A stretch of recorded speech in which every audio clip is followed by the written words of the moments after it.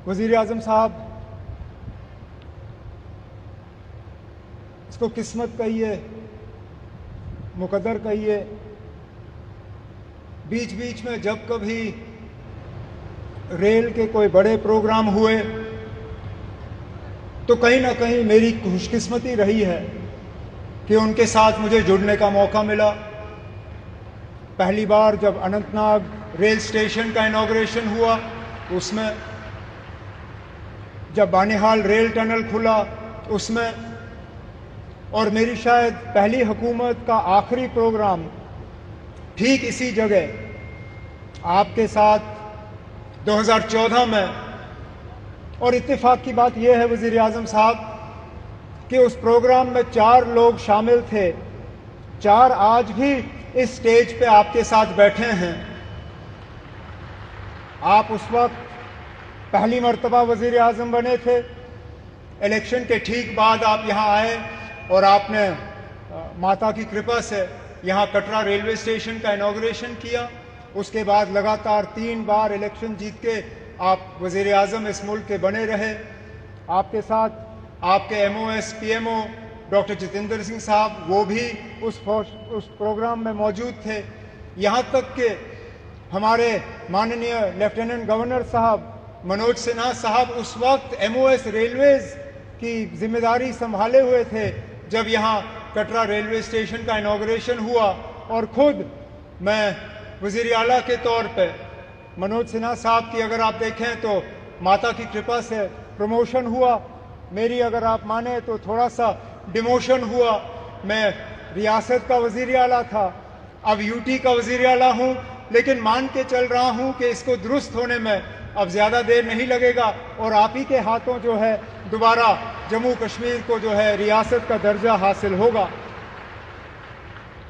वज़ीर आज़म साहब, इस रेल के ख्वाब बहुत लोगों ने देखे, यहां तक कि कश्मीर को बाकी मुल्क के साथ जोड़ने का ख्वाब अंग्रेजों ने भी देखा था, लेकिन वो पूरा कर नहीं पाए।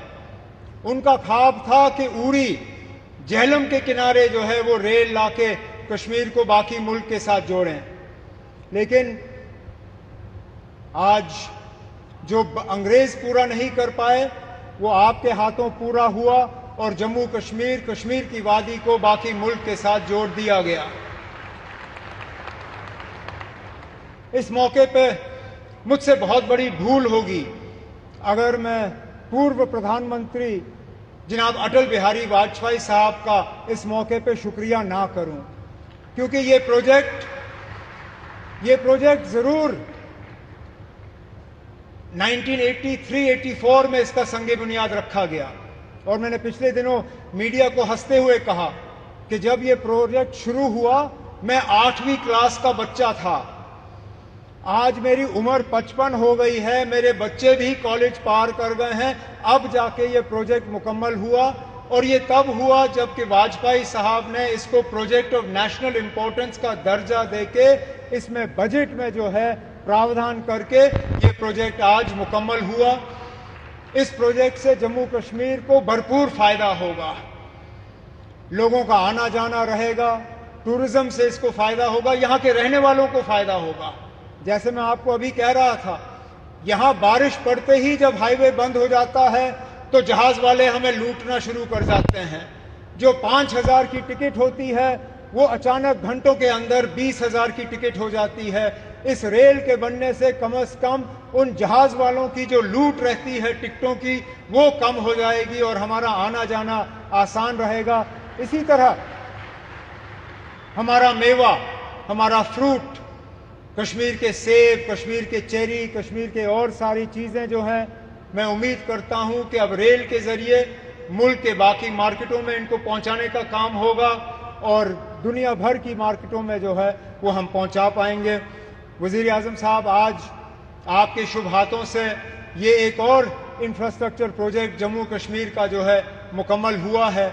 इसी तरह के कई और प्रोजेक्ट जो हैं वो तेज़ी से आगे बढ़ रहे हैं, चाहे जम्मू का रिंग रोड हो, चाहे श्रीनगर का रिंग रोड हो, चाहे दिल्ली अमृतसर कटरा का एक्सप्रेसवे हो, चाहे जम्मू श्रीनगर 4 लेनिंग हाईवे का काम हो, जम्मू एयरपोर्ट के एक्सपेंशन का काम, श्रीनगर एयरपोर्ट के एक्सपेंशन का काम, जम्मू ये रेलवे के नेटवर्क का एक्सपेंशन, इन सब चीज़ों को जो है तेज़ी से मुकम्मल करके हमारा पूरा इरादा है और हमारी मुकम्मल कोशिश है कि जो विकसित जम्मू कश्मीर, विकसित भारत का जो आपने नारा दिया है उसको पूरा रंग भर के हम मुकम्मल करके यहाँ के लोगों के हवाले कर लेंगे। लेकिन आज इस मौके पे जम्मू कश्मीर के लोगों की तरफ से वज़ीर आज़म साहब, मैं आपका दिल की गहराइयों से इस मौके पे शुक्रिया और मुबारकबाद करता हूँ।